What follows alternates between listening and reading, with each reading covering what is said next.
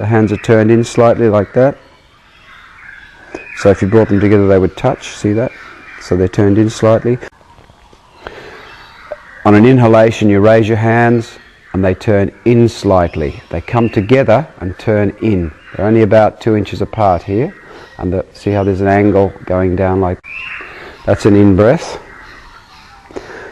And then we have an out-breath on the way down. See how they sort of splay out as they go down. The hands sort of splay back out as they go around. They won't stop here, of course, they go straight into the next movement, but they splay back out from here on the exhalation. Let's just get it. Left hand just leads the other one very slightly. So the left hand is actually going yin and yang before the right hand. Just move the weight forward onto the balls of your feet and then sit back onto your heels. Okay, so the weight must be changing all the way as your hands are moving up, so you must control it. So there's only a little bit of weight change, see? So you've really got to control your hands and move the weight very slowly.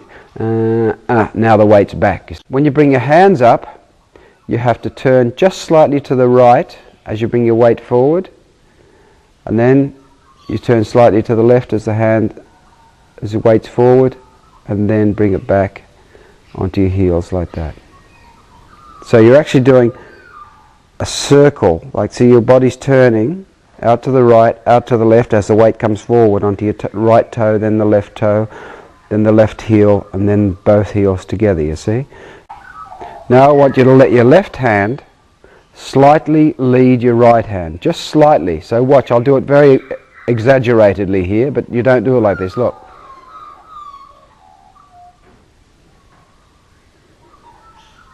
See that?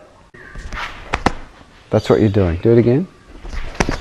Comes down there, rather than just coming straight back down like that, there's actually a little sweep out to the left, and then a swing over, then you turn over to the right. Now your weight changes a little bit, and you turn to the right, and your left wrist is in your center as it comes up. Now the weight comes forward onto the ball of the foot, and as you sweep over to the left, it goes over to the left ball of the foot, and now the right wrist ends up in your center as you come back. So you're doing that move again. You're ending up on with the weight on your left heel. So it goes out,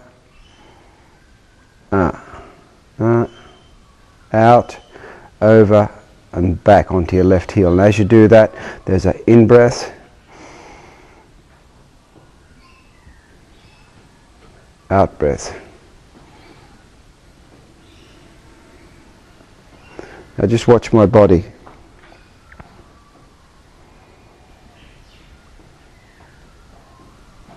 See how the weight stays on the right leg, in-breath, and on the right ball of the foot until it gets right over to here, then it changes quickly down to the left heel. Because you're doing, one of the major applications of this movement is that, you see? Just throw a punch with your left hand, Eli, straight punch. See that? Right across the corner of the eye here, gallbladder 1. It's a knockout point or even a death point when struck with this setup point down the arm from triple heater 8, which is in the middle of the forearm, down that way. See, so do it slowly this time. See what I'm doing? And it must strike this way across the eye from rear to front. That's what we're doing. Do it again. Watch. And see how it flicks like that. And then you change your weight, ready for the next move, which is over to the other side, which is a punch low down here. Okay, there's another application of this whole routine here. Okay, throw a straight punch this time, Eli. Try it again. On the nose, on the nose. Try a fast one. See? That's exactly what we've just done, that second move. And I'm doing it on the opposite side, of course. Now when we come into this next move, you see there's just a very brief time when you put your weight onto your left leg. So it's coming up for this last move that we did, bang, into gallbladder 3. Now as this hand starts to come down, you just put a little bit you drop both knees down, you drop your weight just for a short period of time onto the left leg, and then chuff it straight over to the right leg as your knees bend. The left hand comes down like this and goes into a yin shape as it comes across. So it comes down as a yang shape, circles down into a yin shape, and comes directly underneath your other hand, which is a yang shape. Your head's turned to the northeast, but your eyes are on the north here. And your knees are bent down so that the knee comes down in line with your toes.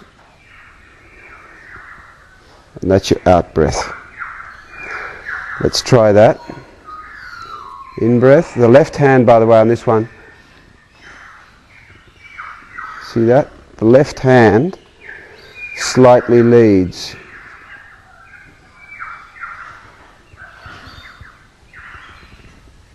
The right. See, look, it's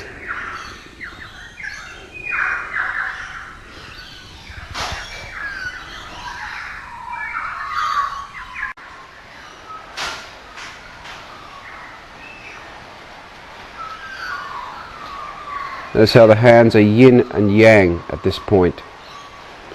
Elbow over the right knee, elbow over the left knee. Both palms on top of each other. Eyes to the north, heads out to the northeast. The weight comes straight down onto your right leg. Knee, a vertical line with the front toe.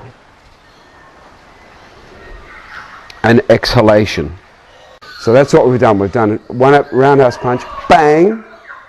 You could even go into that from here, you see. From this point here, you could still go into that move. Or you can go into it, of course, from this one. Throw the punch, a straight punch this time. Bang, and then what? Into that movement. We're up to pung. So we come down to here, eyes to the front. Breathe in as you change your hands. This is like a strike downward, you see.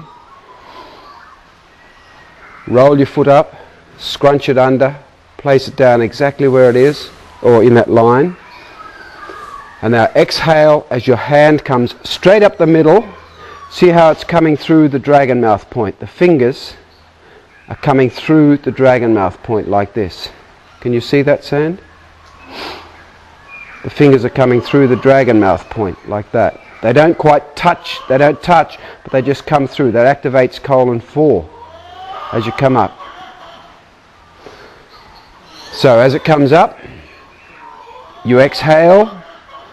You sort of feel a little tingling sensation around colon 4, and bring your weight down onto your front leg and exhale.